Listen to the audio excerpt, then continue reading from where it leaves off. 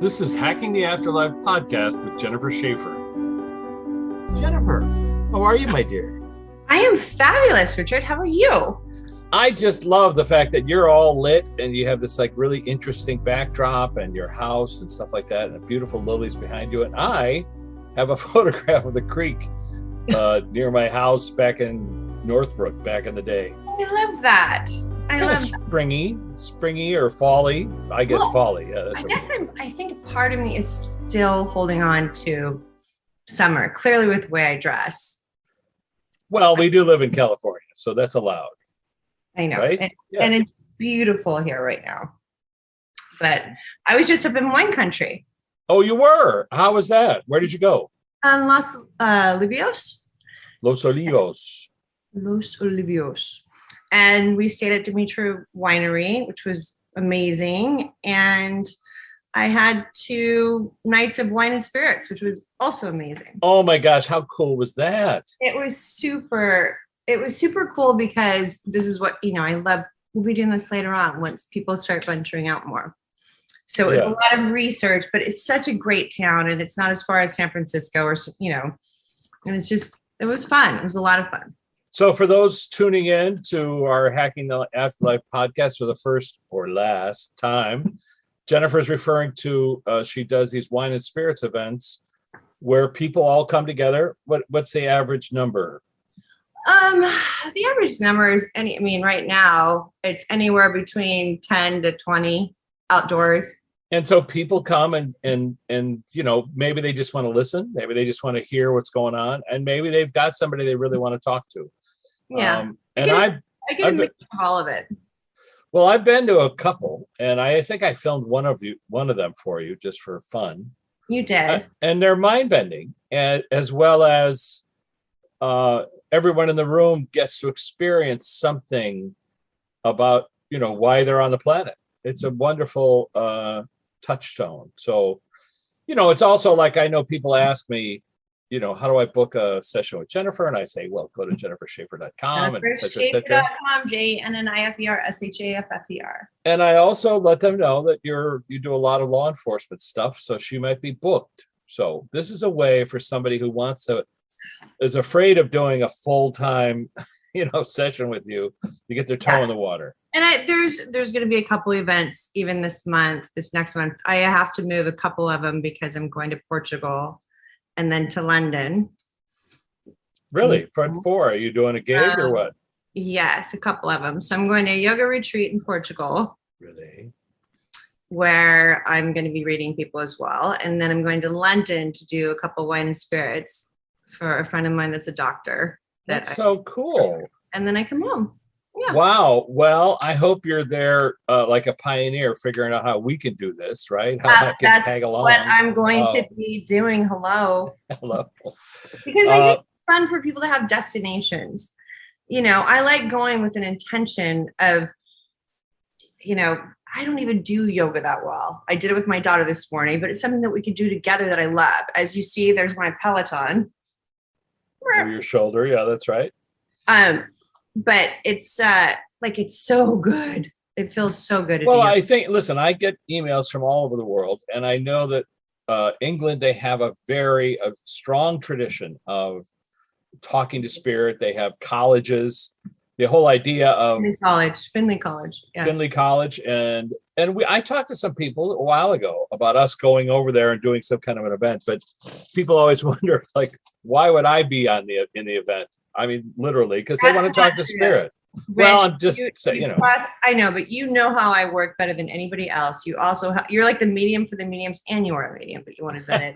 Well, there you go. Well, that's an apt description. Listen, people have reached out to me.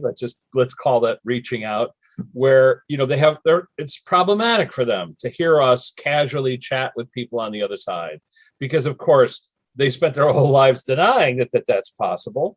And I have to remind them that I've been doing 10 years of research of filming people under hypnosis saying the exact same things that our friends on the flip side say, as well as comparing what they say with thousands of clinical case studies from Dr. Helen Wamba, Dr. Brian Weiss, Michael Newton of the Newton Institute. They're just 3 of many people that you can point to saying the exact same. Uh-oh. There Luana, was a thought that Luana wants to shut me up. Thank you, Lou. Her clipboard. She goes like this. All right, very good. Please, Lou. When she shows herself, I have to listen. I mean, Absolutely. Absolutely. And for those tuning in, Luana is my friend who passed away in 96, who helps us facilitate these discussions. Okay, she's showing me who's somebody who's alive, who we both know. I'm not going to mention. And then she says it's fascinating how you bring people back to their counsel, back to past lives, and you do it in a way. She goes, that's what you will be doing.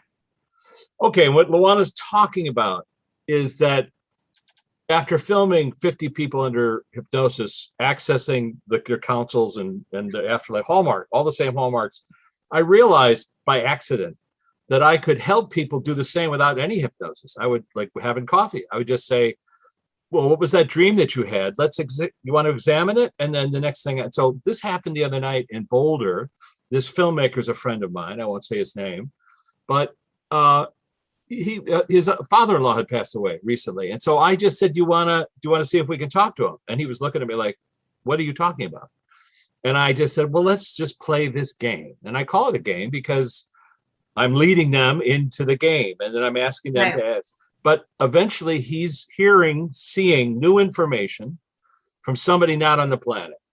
That's the essence of what it is I'm trying to help people do. I can't see him. I don't know what he's doing, but I do know the hallmarks. That's what Luana is referring to.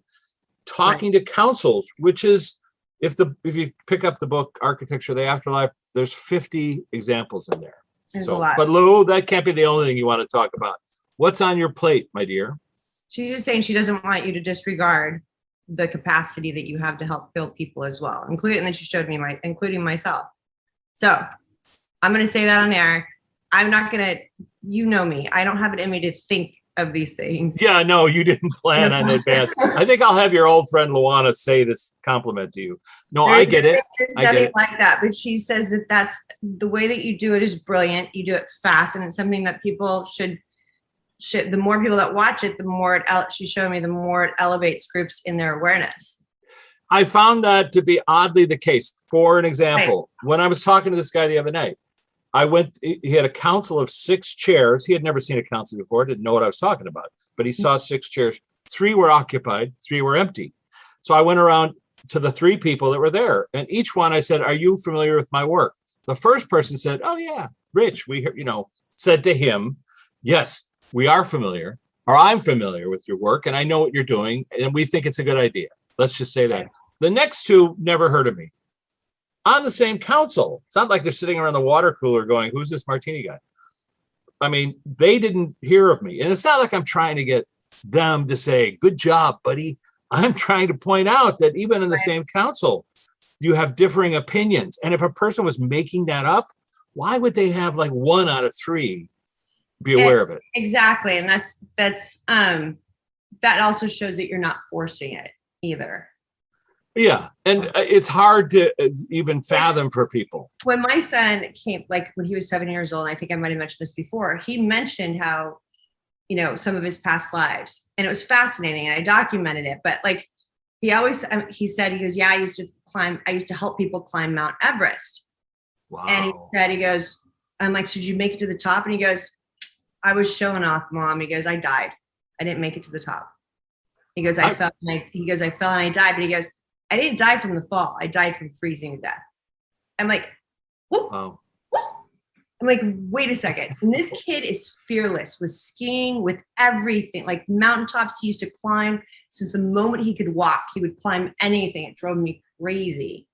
But he said this like when he was 7 years old. But so if it was something that he was making up, he would have said, oh yeah, I conquered it and I was the best. He said that basically he was a Sherpa.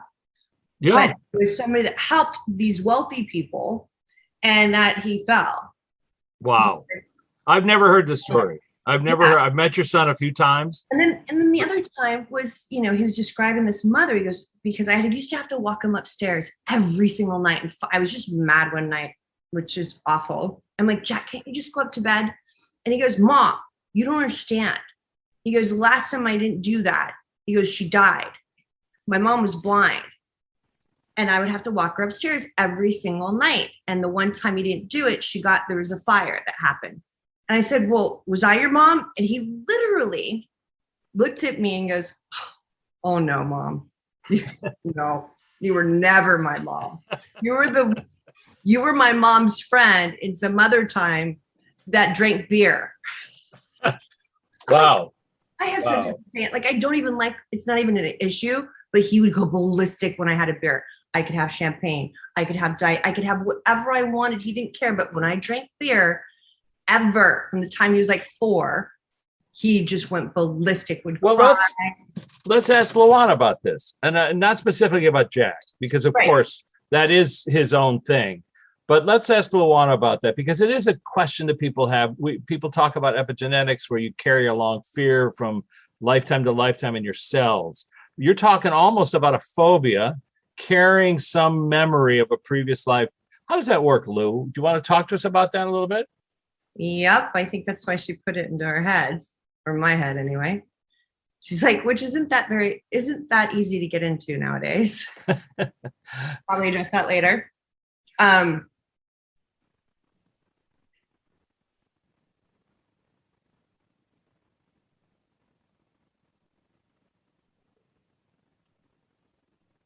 She says, we're born with a lot of things that we can't understand. And then she showed me, she goes, I was always looking for a home. You know? Do you know that as a fact, Jennifer, about Luana? No, I don't. I do. I'm sorry to interject. But she said that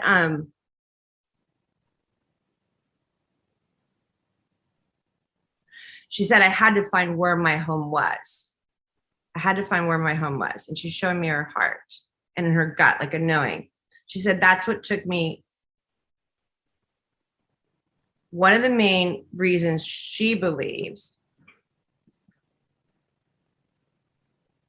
was your relationship and friendship that's carried over, that's extended. And she said that's what everyone should have.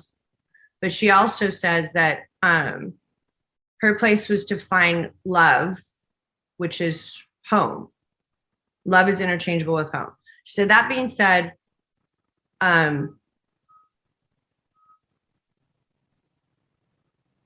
people come here with idiosyncrasies or whatever. Idiosyncrasies, yeah. I don't even know what that means, actually.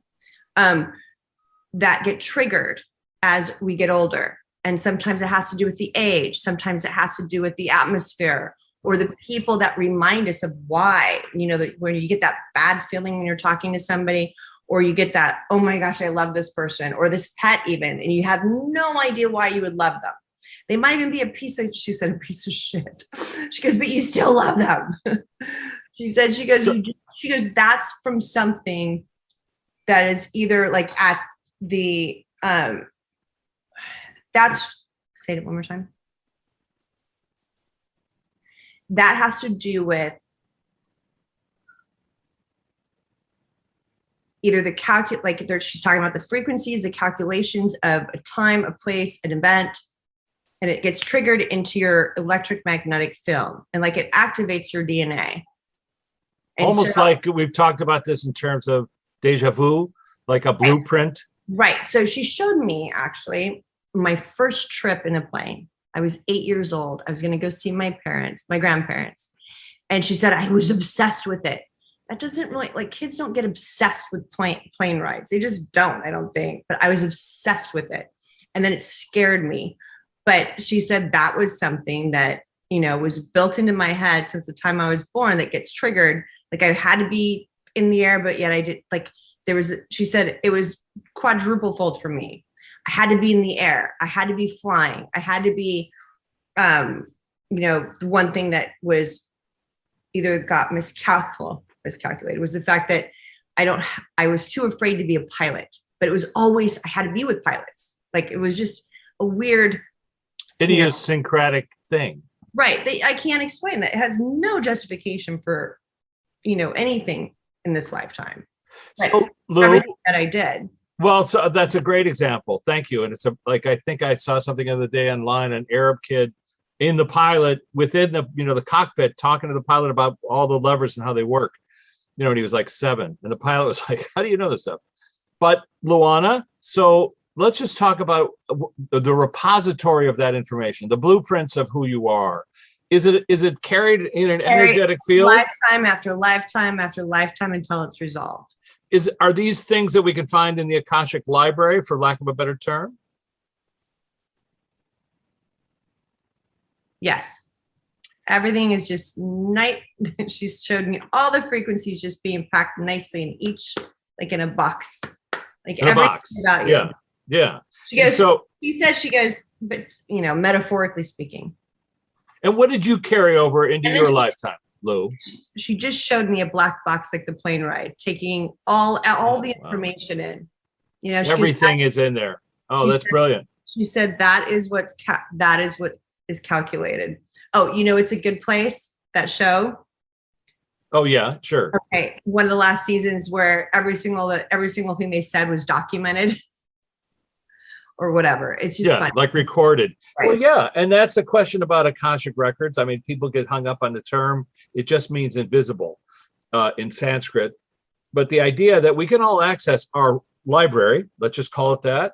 And what Luana's saying is that there's a black box, which is all of your lifetimes and all the information in that black box without calling it. I mean, it's a great term because it is how you navigate.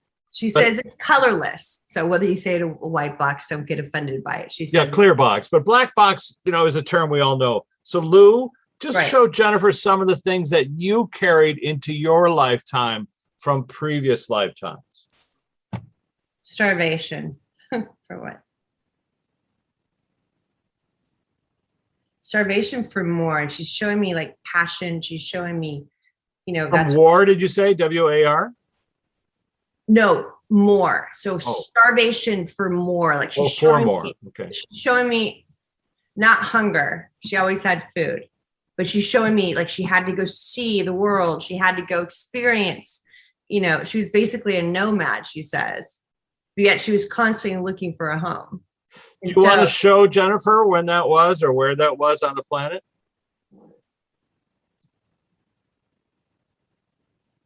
She's showing me here. Like she's showing me like by an ocean. In the United States somewhere. And how many centuries ago? Huh. She showed me like panning for gold, like during the gold rush. Okay.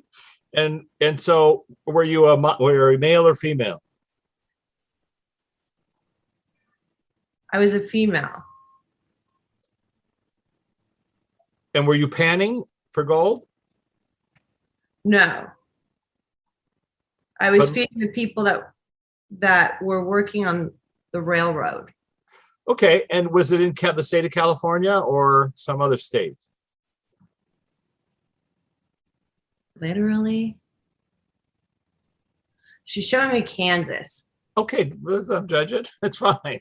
That's allowed. Of course, Kansas was the West at one point, when the East was stopped at the Mississippi.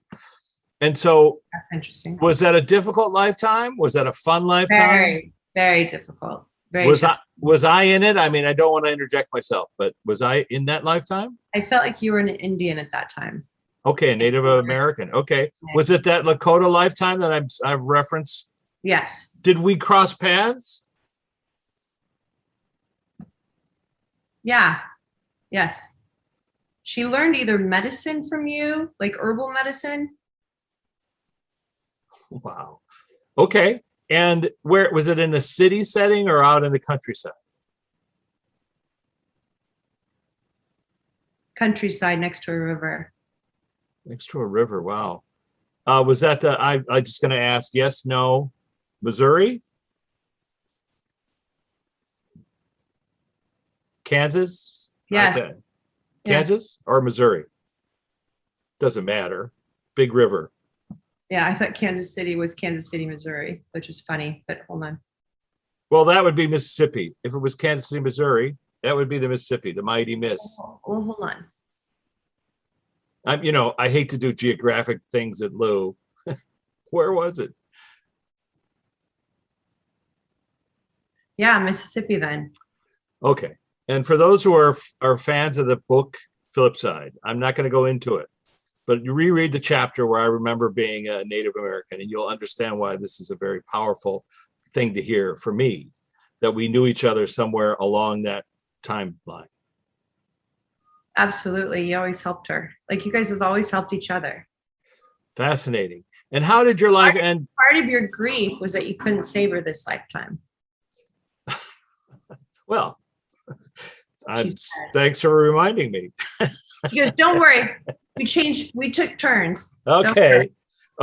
But back in this lifetime, how did your lifetime end back then? If you want to show it to Jennifer, or if it's.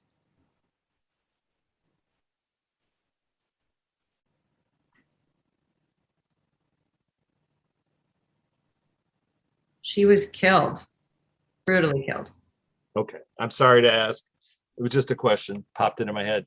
So Lou, this idea of accessing this memory. All right. So the question we're asking is not about the details. It's about the holding on to the frequency that carried over into her lifetime. This every lifetime, she says she always found a form of medicine that was alternative. So meditation was her form of medicine this time. Actually, even more so. Her family members were big medicine people, homeopathic, and she knew all the homeopathy. She was quite into that. I still use some of the things that she taught me. She said, too bad they didn't keep using it. But yes, and so in this lifetime as well. But I wanted to say, you mentioned. You never told me that, right? No, I've never told you that. But I just want to say that when she was a young girl, her father left the family, and the mother had to put her into foster care because she had no money. And so she grew up abused under foster care for many, many years. And that idea of looking for home was always part of her journey. I vaguely remember that. I didn't know. Until I met her, let's just say. And by then she was a successful actor and had a home and had her life and stuff like that. But I just, hold on.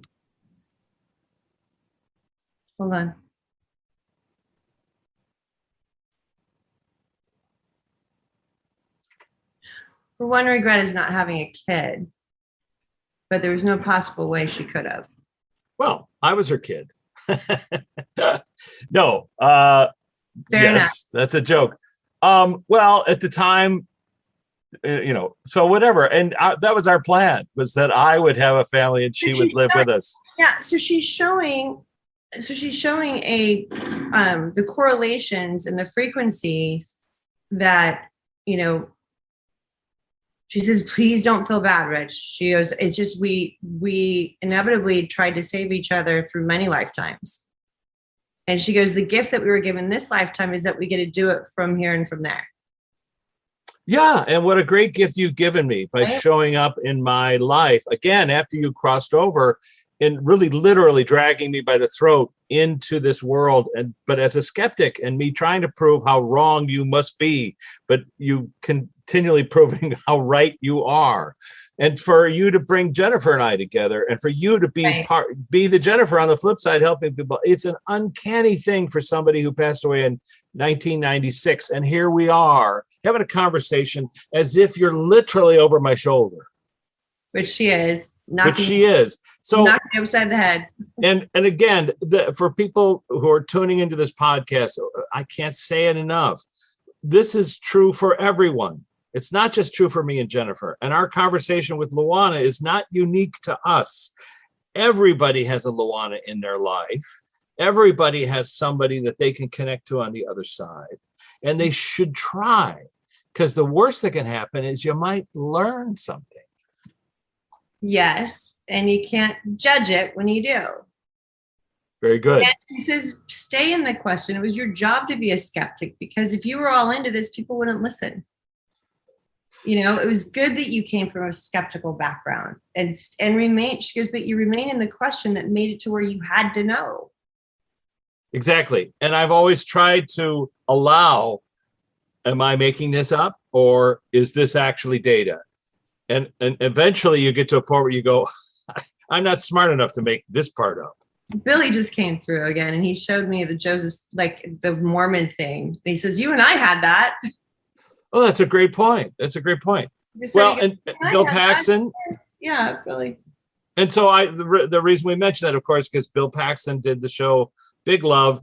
He knew Luana, was friends with Luana. We were all friends together. And I could have written the show. And you know, so it's a fascinating way for him to join this conversation, which is to say, look, when I talk about the fact that you and I have conversations with Bill Paxton, people still go, I don't understand why you have to talk to celebrities. So, Bill, if you could clear that part of it up, please. Celebrities are just easier because it's easy to verify them. Not me, but he says it's easier for me to work with them because they pop into my head and I know I don't discount it. Right. You know what they look like. Right. I know what they look like. And believe me, I have a packed day today where I'm going to be with clients where I have no idea who their loved ones are that are going to come through, but I trust it. And for those of you that do book appointments with me, I always tell them, for the sake of time, give me a name. And if you want to talk to somebody on the other side, give me the names and your association to them. I'm like, if you want me to just see who comes through, I do that as well. But if you want to really get the most out of it, it's giving them permission, which we've discussed. You're giving them permission to come through. So it's so quick and it comes off so easy. And for the skeptics out there, including myself, it's always a first name. I don't think I've ever given you two names. That's a deterrent. I never want. It's a first name because I know what I'm talking. I know who I'm thinking about, and then boom, they're there, and she and like your mom. It. Your mom just came through. Hold on. Anthe. She says you've been practicing your piano, or somebody's been practicing their piano. Very good, Anthe. Yes, I was playing yesterday, trying to learn a new style of boogie woogie. Okay, so she's saying you're doing it. Hold on, I don't know, but she's telling me that you're doing it too up high. It should be down low. I'm laughing because this was our conversation when I used to play as a kid. She'd come in and go, all right, because she was a classical pianist. Her whole life, she'd played all over the world. So she's so excited that you're playing the piano, which I did not know. But she would always say, now put your hand like this, higher, put your fingers higher. And I would say, stop bothering me. And then she's saying she's going to bother you for even from the flip side and try to. I think that's great. She's right. She mentioned the number 4 and then a C clef. I don't know. Oh, and then a C clef. Okay. C sharp. Okay. Or C minor or whatever. C clef, C sharp. One. Oh, a C clef would be the score in 4/4 time.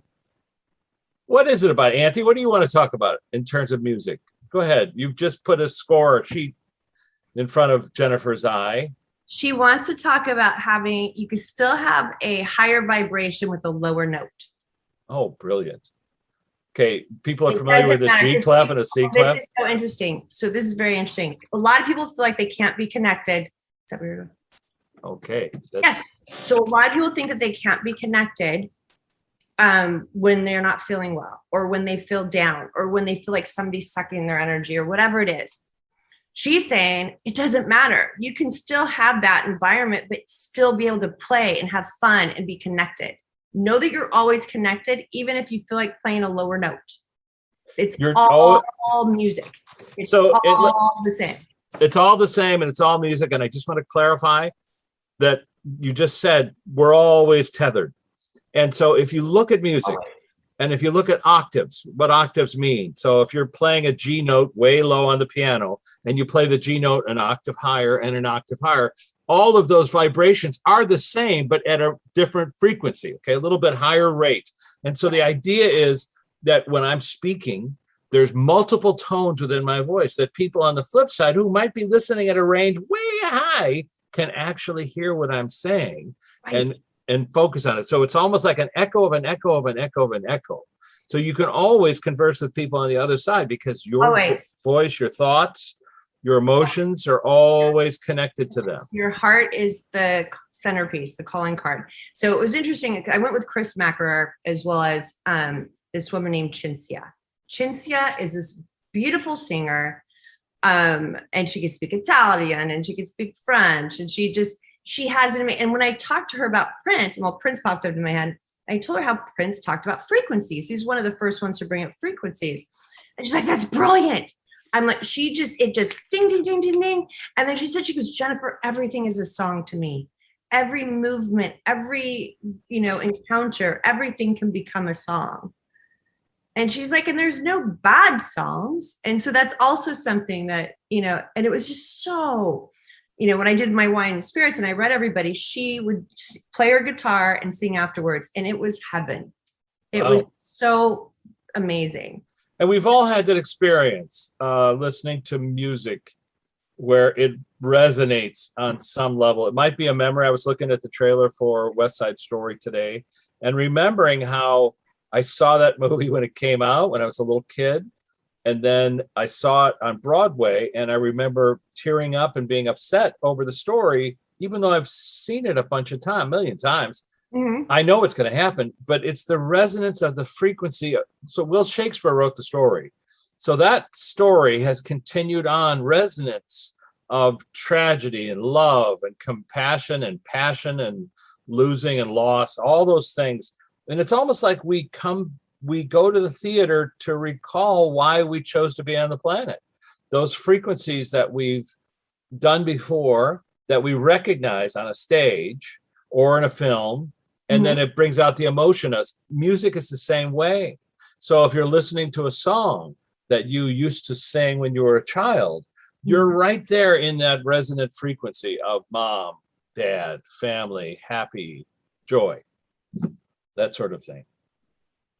I'm here every time I hear a loud playing, I still freak out. It's the weirdest thing when I hear something that's really loud. Oh yeah, well that's because you were a pilot in a previous lifetime. Okay, we don't need to talk about. We don't need to talk about that. I'm kidding. All right, sorry. All right, so Lou, back to you, my dear. Is there anybody you wanted to speak with or bring forward or talk to?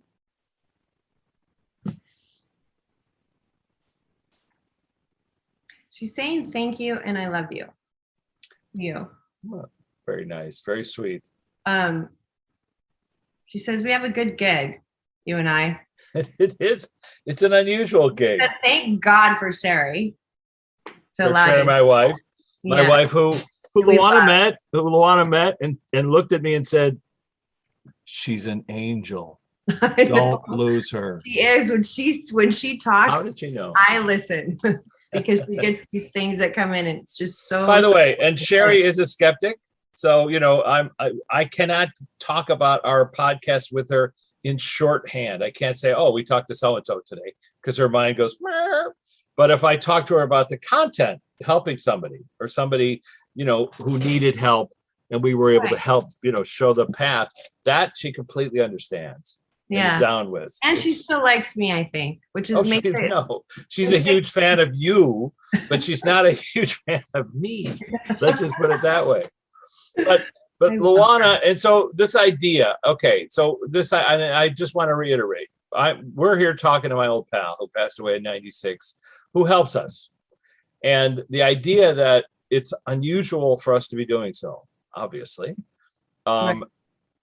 But the point is that anyone can do it. And the trick, if there is one, is to open the door to the possibility that you can converse with people no longer on the planet.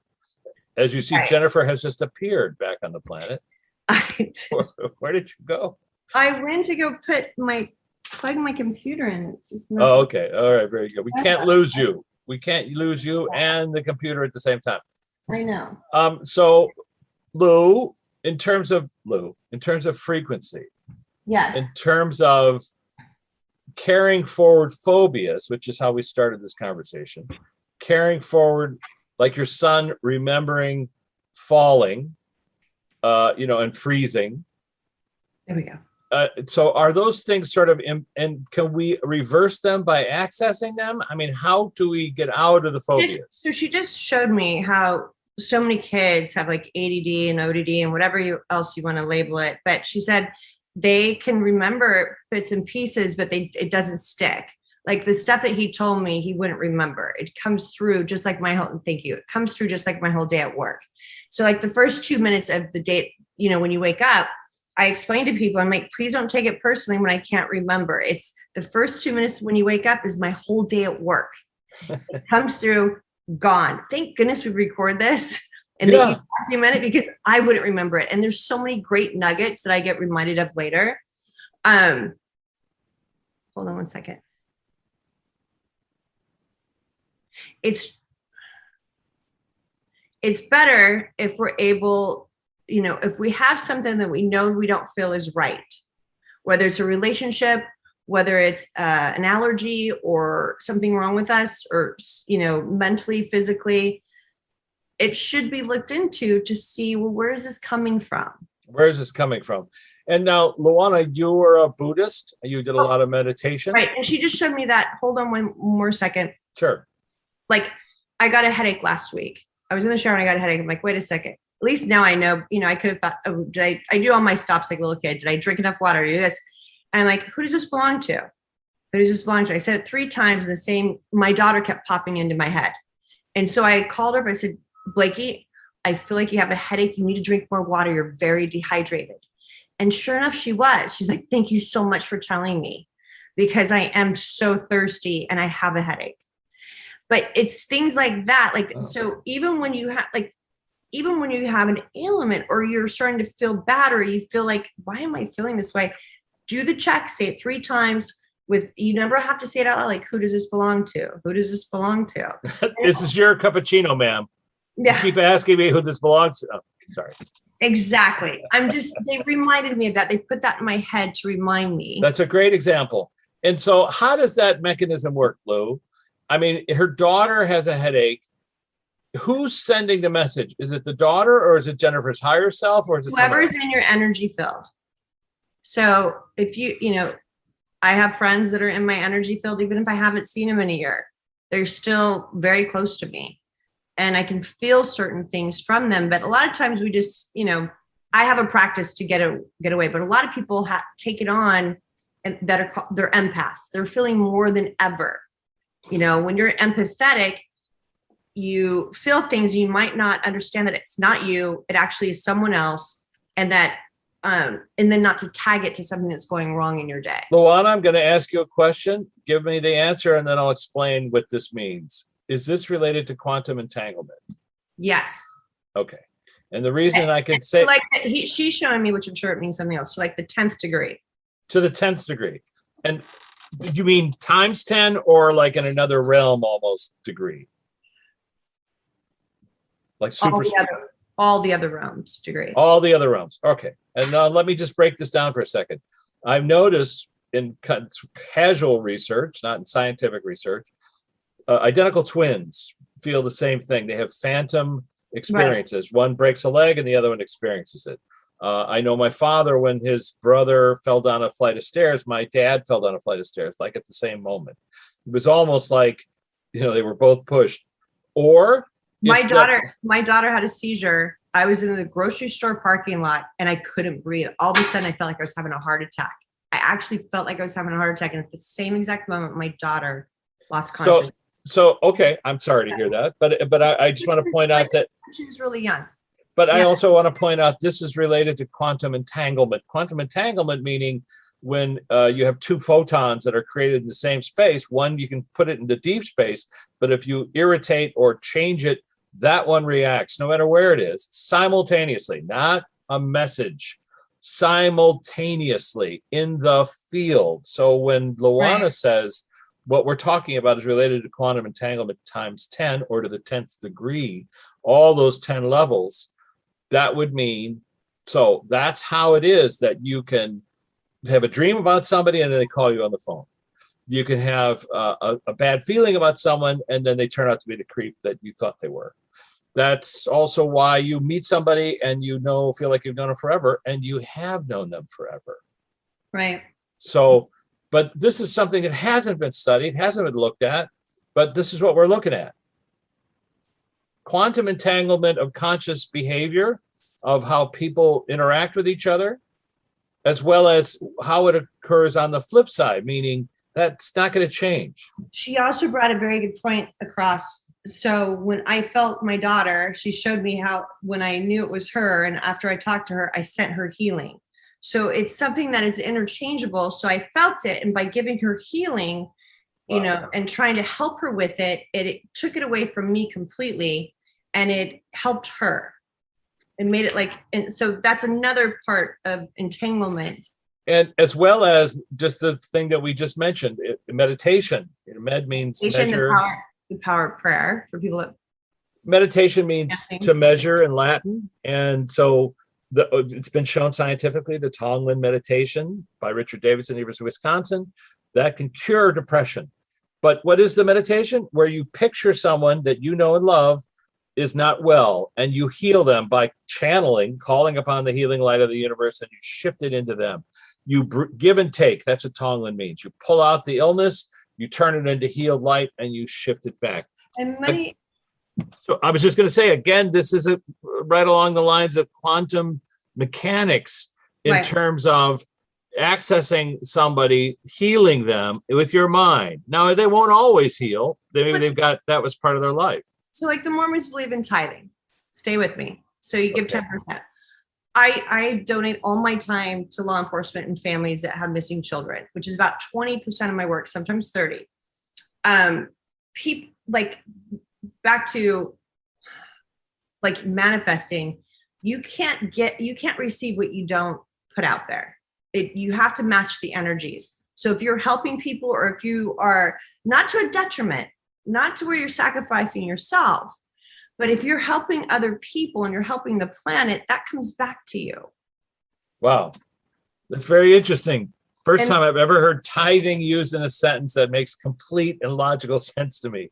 Put 10% of your energy, maybe 20, maybe 30, to helping someone selflessly with no reward. Just give something to somebody with no reward. I was walking down the streets in Boulder the other day, and I stopped in a Tibet shop, and I'm talking to the owner, and this guy said, look, everything in my shop, I try to imbue with a certain feeling of love, of unconditional love. I was like, well, that's great. And I got a few things. And as I walked out, everybody that I saw, guys on the street who needed some, I just had to stop and say, listen, I was in this shop and I just wanted to say, here's $5. And maybe this will help you today. I don't know, but I'm just putting it out. And I'm thinking, where did this come from? It came from the shop, from talking to this guy about sharing for no reason, just because you can. Sharing for no reason, because you can. Very good. Lou, you were a Buddhist. I know you got to go. One last little Buddhist thought in terms of meditation, Lou. Anything you want to say about that? She's just listening. She showed me. She's waiting for them to go by. Hold on. Sound check.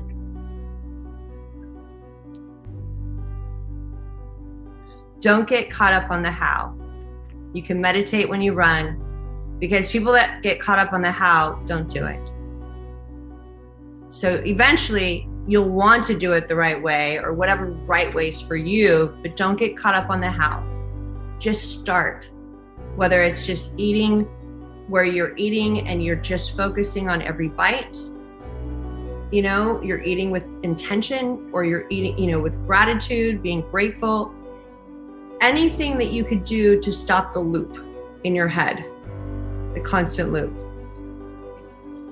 What more can we ask from the flip side than to give us such beautiful, direct, insightful information on how to change your life? Hacking the Afterlife. That's why we call it this podcast.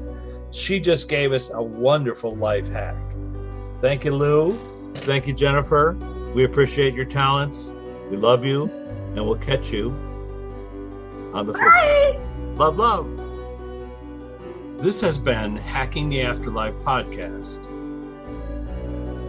For more information, jenniferschaefer.com, richmartini.com, or martinizone.com. To watch the film Hacking the Afterlife, go to gaia.com via Amazon Prime.